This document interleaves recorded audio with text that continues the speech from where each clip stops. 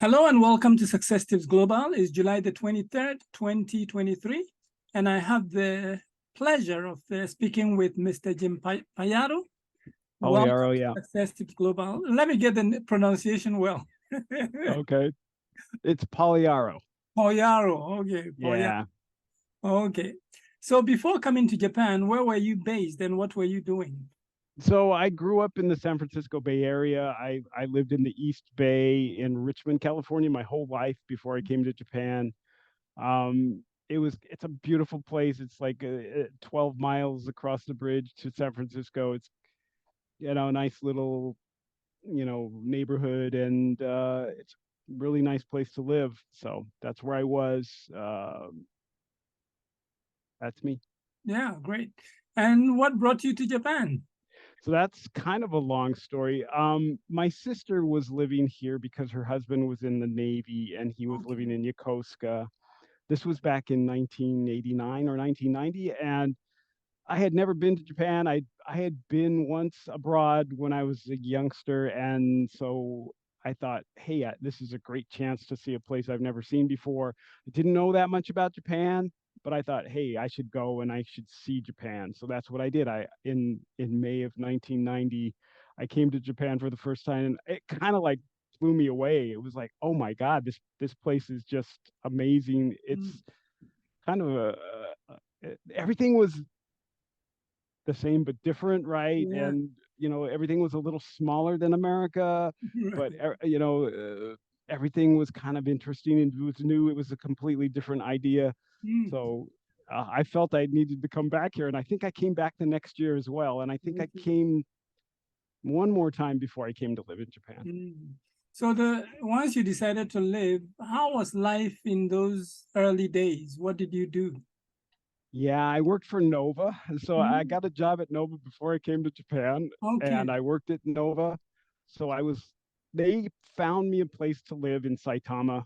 Okay. Lived in Saitama, and I had to commute to Akabane, which was like an hour and a half on two different trains. And part of it was on the Tobotojo line, and part of it was on the Saikyo line, I think. Right. And so it was really a little bit difficult. It had been the first time I'd ever commuted like Mm, on so long in such crowded trains. mm, I was living with another gentleman who was also a teacher at Nova, but at a different school, okay. and we didn't get along great. Mm, mm, mm. Um, but it was okay. It was really weird. It was the first time I had.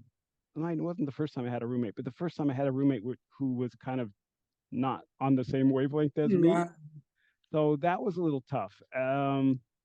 But I kind of got through it. I did a lot of overtime that first year, I remember. To Made a stay lot away of from home. made a lot of money. Okay. And then what do you do now? So now I work for a different company, a consulting company, but they're still training. They're training corporate clients, Okay. and I'm working in the head office. I do a lot of interviews. That's basically Okay. what I do. I interview people to figure out what level of English they are, and Okay. then the people in the other part of my company create programs for them and do Mm, everything for that. mm, So I'm kind of on one side. I don't do any teaching. So, mm, mm. And what do you like about this job? well, the best thing is it's very different every day. You never know what you're going to get. Right. Basically, it's different, even though it's the same. Okay. I always say that because every person you interview has an interesting background, an interesting story, and finding out about people is really fun. And I meet some really interesting people. I met a French guy not too long ago, and it was really interesting interviewing him, Mm, even though he was basically a native speaker. It was fun to interview that mm. kind of person too. So. And would you say there are any challenges? Well, I'm not busy enough right now, but I'm Okay. hoping we get busy soon. There's lulls, ups and downs, peaks and valleys, which can be hard, but I try to stay positive anyway.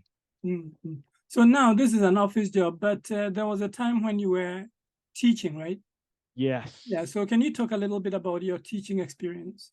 Yeah, as I said, I worked for Nova for about 3 years. Mm. And then actually I went and I worked for Asahi Kansahojen, which was an affiliate of Arthur Andersen in Japan. And I worked as an Okay. editor. That was the best job I ever had. I worked 5 hours a day. I made about the same money as I make now.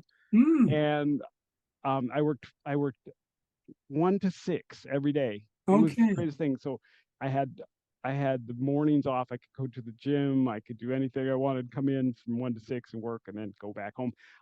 After that, after the Enron debacle, Right. the company kind of fell apart, and I had to go. And I started working for Phoenix Associates. I went to work Right. for Phoenix Associates, Mm. where I did a lot of teaching, corporate teaching there.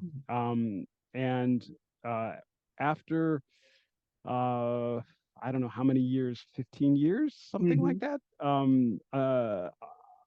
Phoenix Associate was bought by Berlitz, Mm-hmm. and then I worked for Berlitz for 5 or 7 years, 6 years. Mm. Um, and then uh, COVID hit, Yeah. and I was working in the head office there, doing reports and doing interviews as well. But once COVID hit, we kind of had a, a big lull in our income, and Okay. a lot of people were asked to take early retirement. So I took early retirement. Okay.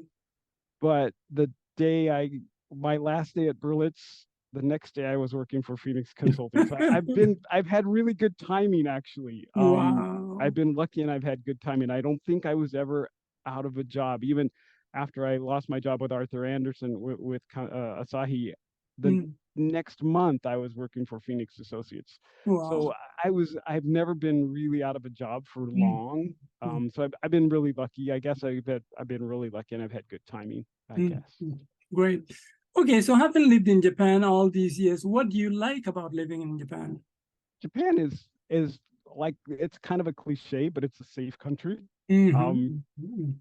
I can leave my doors unlocked and go out and nothing will happen, right? Mm-hmm. Everybody in the neighborhood kind of pays attention to what's going on in the neighborhood, um, and Japan is like a safe country. You can take the train anywhere. Mm-hmm. I can ride my bicycle anywhere.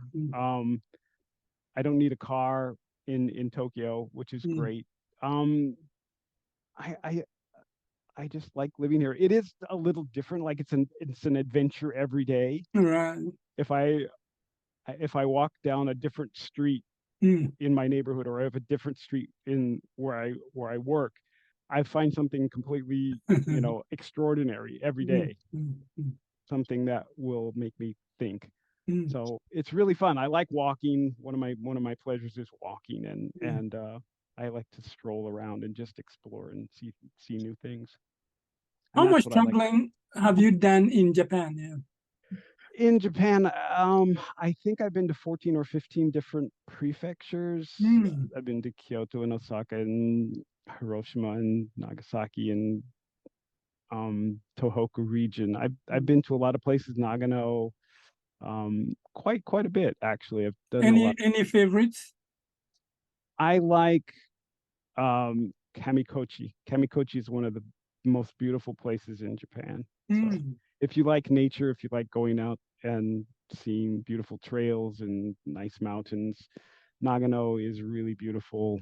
Um, I went to Nagoya a couple of years ago, and Okay. Nagoya was surprisingly fun and interesting. Like a lot Mm. of people say Nagoya is just boring, but I thought Right. Nagoya was a really nice city. It's worth Mm. a visit. Mm. Mm. Mm. Okay, how important is the Japanese language to surviving and thriving in Japan? Oh, my Japanese is terrible, by the way. Um, I have sort of survival, like the bare minimum. My Yeah. wife helps me a lot, Okay. almost exclusively. So my my job, my focus is on English, training people, Mm. understanding how they use English, Mm. and so a lot of times I don't need to use Japanese. Right. There's kind of like a lot of stuff is intuitive. Mm. I think my listening is fairly good. Okay. My speaking is terrible, Mm, mm, mm. but I do have my wife to help me out. So Okay. it's Well, not essential, but it helps. right. You mentioned safety in Japan before. What are Yes. some other differences between Japan and the United States in particular? Yeah, again, I think the reliance on automobiles in America Mm, is huge, right? Other things, Japan, maybe strangers are not as friendly as they might be in America. I think if you go to America and you see somebody on the street, you can say hello to them and right. they'll start up a conversation with you. But I think there's kind of, especially in Tokyo, Mm, people don't are not always open to talking to strangers. right. It doesn't really bother me so much. But Mm, yeah, I think maybe those are the big differences. okay. Mm. What about travel around the world? How extensively have you traveled? I think I've been to 25 or 26 countries, so Wow. quite a bit. Mm, Of course, I haven't been anywhere in the last 3 years okay. because of COVID, but yeah, I want to. I have like 3 or 4 more places on my bucket list. I've already kind of like put them in the back of my mind. I want to go here, here, and here. Okay. Um, I'm going to America in 2 days. I'm going Oh, for the okay. first time in 3 years. I'm going to be leaving and going back to San Mm, mm, Francisco for a couple of weeks. So okay. that'll be fun. I'm interested in seeing how travel has changed. Mm, mm, But mm, I love traveling abroad, especially to mm, Europe. But I've been to Asia, been to a lot of Asian countries. mm, I mm, haven't been to Africa. I haven't been to South America, but I've been to a lot of countries in Europe and Asia. And I'm fascinated. Again, it's kind of like exploring things you've never seen mm. before. Just going to a foreign supermarket is an amazing experience. Any one country in Europe that stood out for you? Um, I really like Portugal and I Mm, really like Spain. okay. But I think Portugal, the people, I would go for the people. Spain, I'd go for the places. Okay. Interesting. Yeah. Yeah. What What, about Asia? Any place um, that stands out for you? the last place I went to was Vietnam, and Okay. Vietnam was a really interesting experience. Mm, Again, I think um, the people are really nice. I don't mm, know. Maybe it's just me, but it was very fascinating to see the country how it has survived and mm, thrived. mm, So mm, it's another really interesting country to go to, I think. mm, mm. Yeah. Okay, I know you love to read. When did you discover your love for reading? I don't know. That's a good question because I don't think I used to read. I used to read a little bit when I was in America, but I think it's when I came to Japan and I had the long commutes to do. And Mm, once I had to commute an hour and a half both ways a day, right? So 3 hours of commute every day. I had to get a book and read a book. So okay. I remember in the first year or so when I was here, it was like I would go through a book in a week or so, and then I'd have to go to the bookstore and buy another book and buy another Mm, book. mm, It was fun though, because yeah, reading is amazing. mm, mm, mm. And what types of books do you normally read? Yeah, I try to read a lot of different things, but Mm, I my love is science fiction. okay. Um, yeah, because science fiction kind of makes you think. Mm-hmm. It I like stuff like a Jack Reacher novel, which is kind of like a hero book, right? Okay. But also I like a Philip K. Dick book because it makes you think about things that are so amazing, like how your brain works or Mm, mm, how reality is not real. mm, mm, But yeah, so but I do try to read different stuff. But science fiction is my love. mm. So, what do you get out of this love for reading? Yeah, I just think like it makes your mind work. It makes you think. Mm, mm, It kind of opens your mind's eye. okay. It's completely a completely different experience than watching television or watching a movie because you have to activate your brain when you Mm, read. You okay. can't just sit and be passive, right? You have to think about the ideas that are going on. You have to think about how the characters interact with each other Mm, and all that stuff, dialogue and all that stuff. So mm, mm, it just keeps your brain maybe keeps your brain a little more spry, a little more active.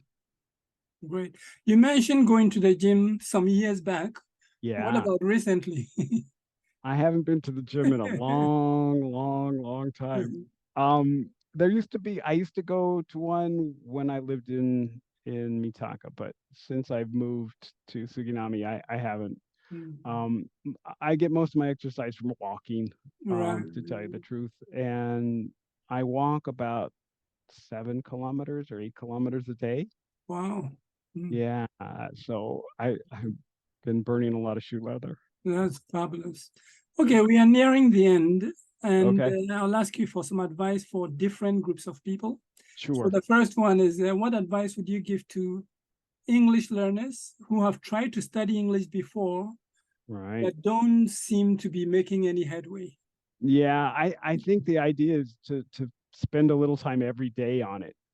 Like you have to you can't just go, "Oh, I'm going to learn once a week or twice a week." You have to Okay. spend at least some time every day doing it.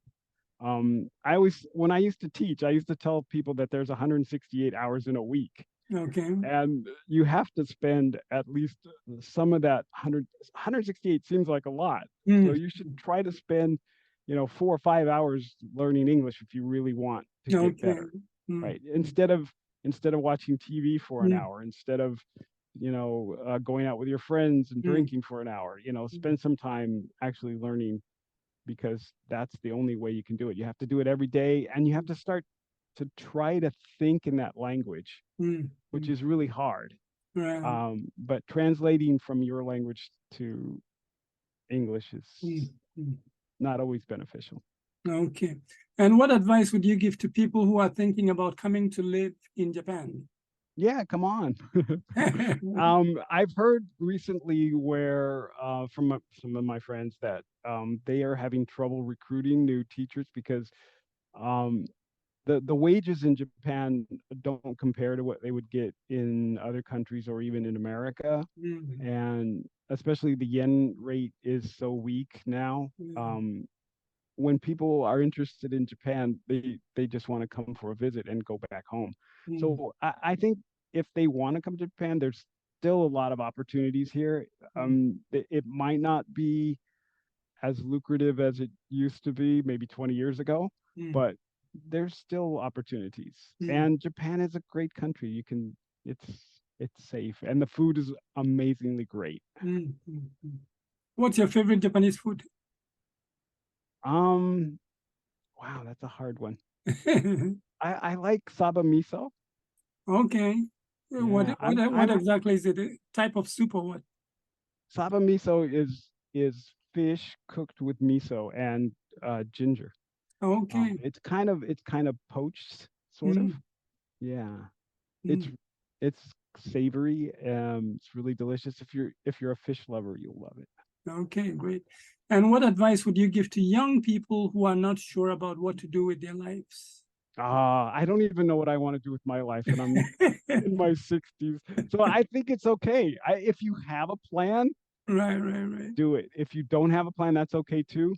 Mm, A lot of the stuff that's happened to me has been serendipitous. Like I had no idea I would be doing this now mm, when I first came to Japan. I kind of had the plan, oh, I'm going to stay in Japan and teach for 2 years, and then I'm going to go back to okay. America. But a lot of this stuff just happens. You just Mm, kind of, if you don't have the plan, just let it happen. I mm, mean, it, it's fun. mm. Okay, and then finally, do you have anything you've been wanting to get off your chest? Oh, wow, that's a good question. I think I worry about America. Mm, Being an American, I worry about the polarization of America. yeah. In the old days, even like 20 years ago, even though we didn't always see eye to eye, we could still compromise and we could still say, hey, this is best for America. Now I don't know if either side knows what's best for America. I think Mm, they're all just politically infighting. They right. don't care. A lot of the politicians seem to not care about the American people. They just care Mm, about winning. right, right. And I think, that's one of the biggest problems in America right now. I think there needs to be some kind of uniter, a person or an event. Like after 9/11, you know, everybody was focused on, you know, making America better. Right. Now I think we've kind of lost that focus. Hopefully something will change before long. And another thing that I'm worried about is climate change. Yeah. As you probably know, it's getting hotter and hotter, and I think we need to tackle that issue too, because that Yes, might be indeed. bigger than anything else right now. Yeah. Thank you so very much. I forgot how soothing your voice is. Oh, really? Yeah. I'm It's glad to been a hear that. long time. Yeah. Yeah, it was nice seeing you, Everett. Thank you. Really good. Yep. Okay, so we'll talk later. Thank you. Thank you. Bye-bye. Bye-bye.